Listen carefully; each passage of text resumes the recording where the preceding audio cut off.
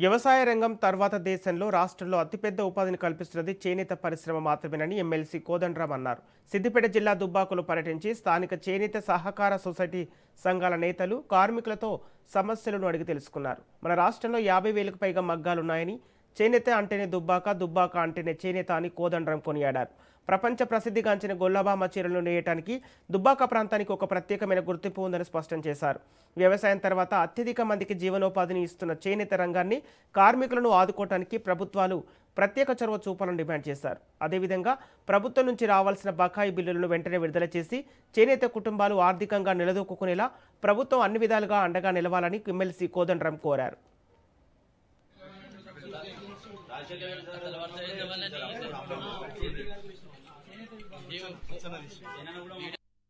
భారతదేశంలో ఇప్పటికీ కూడా వ్యవసాయం తర్వాత అతిపెద్ద ఉపాధి కల్పన చేసేటువంటి వృత్తి అది చాలా మంది వ్యవసాయం తర్వాత చేనేత మీదనే ఆధారపడి బతుకుతున్నారు.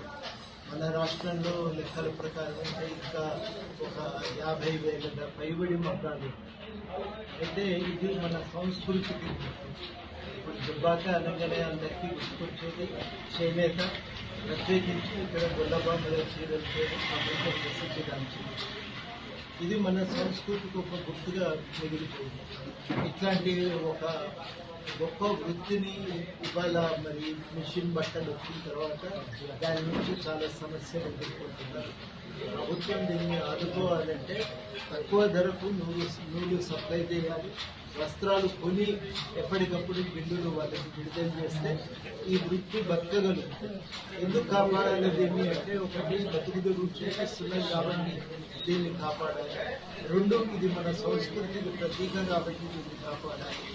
మూడు, ఒక చేతి నుంచి చేయగలిగే ఏ పని అయినా అద్భుతంగా కాపాడుకుంటారు. యూరోపియన్ దేశాల్లో, అమెరికాలో చాలా గొప్ప కార్యక్రమంలో చూస్తారు దాన్ని. అట్లా దీన్ని మనం కాపాడుకోవడం అనేది చాలా చాలా అవసరం.